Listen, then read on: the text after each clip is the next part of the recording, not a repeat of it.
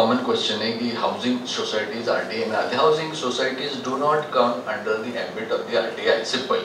Housing society जो है वो कोई पब्लिक अथॉरिटी नहीं है.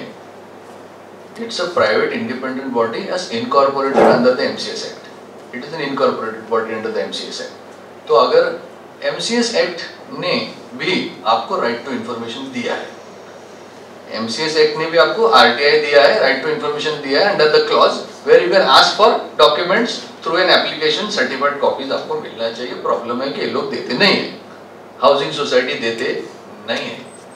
ओके, सो जो पॉलिटिक्स इंडिया में है वो रिफ्लेक्ट करती है हाउसिंग सोसाइटी में. तो प्रॉब्लम हमारे में, बाकी किधर नहीं.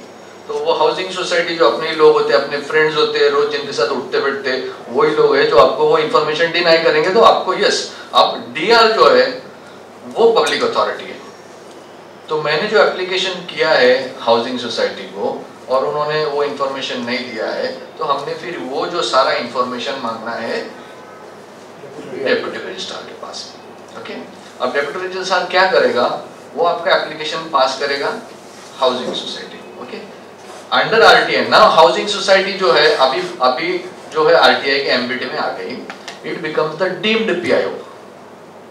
हाउसिंग सोसाइटी अब डीम्ड पीआईओ हो गई, बराबर. बिकॉज जो पब्लिक अथॉरिटी है उसने डिसाइड कर लिया कि this person, yes you are liable to give information. Now you are the deemed PIO because you are the custodian of the information. अब अगर हाउसिंग सोसाइटी रिस्पॉन्ड नहीं करती है तो obviously you will go for the first appeal before the DR. Okay, अब DR जो है, D R को अब अभी बताना है कि ये इंफॉर्मेशन जो है देना चाहिए नहीं देना चाहिए through his order, through his first appeal order. तो अगर उन्होंने इंफॉर्मेशन नहीं प्रोवाइड किया है तो फर्स्ट अपीलेट ने ज़्यादा से ज़्यादा क्या कर सकता है, वो कर सकता है कि इंफॉर्मेशन उन्होंने नहीं दिया है तो information should be given within 15 days time. Now this is the maximum power that the DR has under the RTI act. But he has immense powers under the MCS Act. He has more powers than the NDA, he has limited powers under the RTI Act. वो ये order pass कर देगा.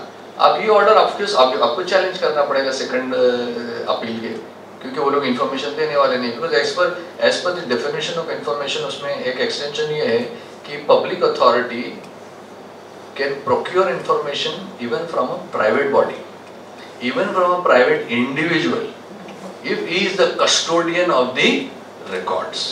अगर वो individual भी हो लेकिन एक रिकॉर्ड जो है, जो उसके पास जो है, जो पब्लिक रिकॉर्ड है, तो वो डीम्ड पीआई हो जाता है.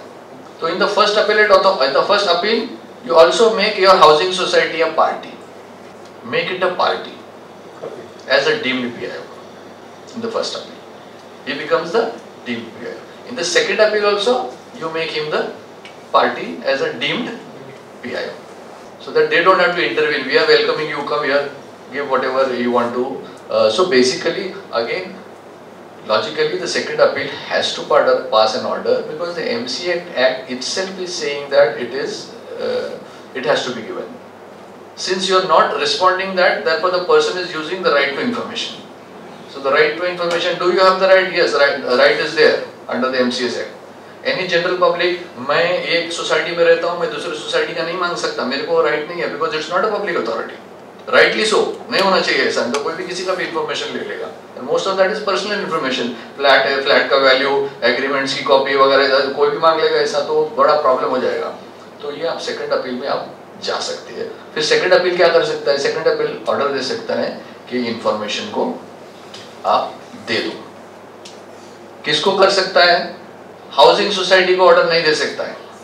State information commission has no authority over the housing society. It can not give an order to the housing society.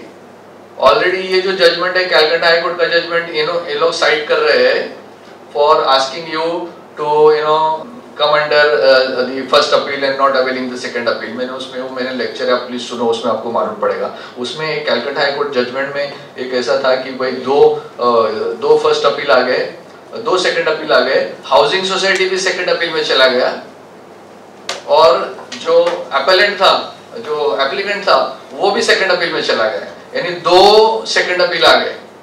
First appellate authority first appellate को डिसाइड करना था कि किसका सुनना है, तो उसने एप्लीकेंट का सुना और इसका नहीं सुना। फिर सेकंड अपील में क्या हुआ, वही सेम सिचुएशन हो गया कि इसका सुनना चाहिए उसका सुनना चाहिए।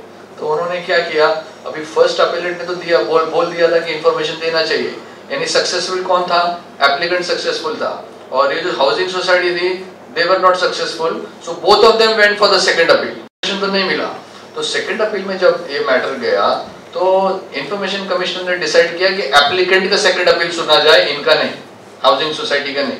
तो ये जब मैटर हाई कोर्ट में गया तो हाई कोर्ट ने बोला कि इंफॉर्मेशन कमीशन वाज रॉन्ग, जो एग्रीव्ड पार्टी है उसका सुनना चाहिए second appeal, not one who is successful.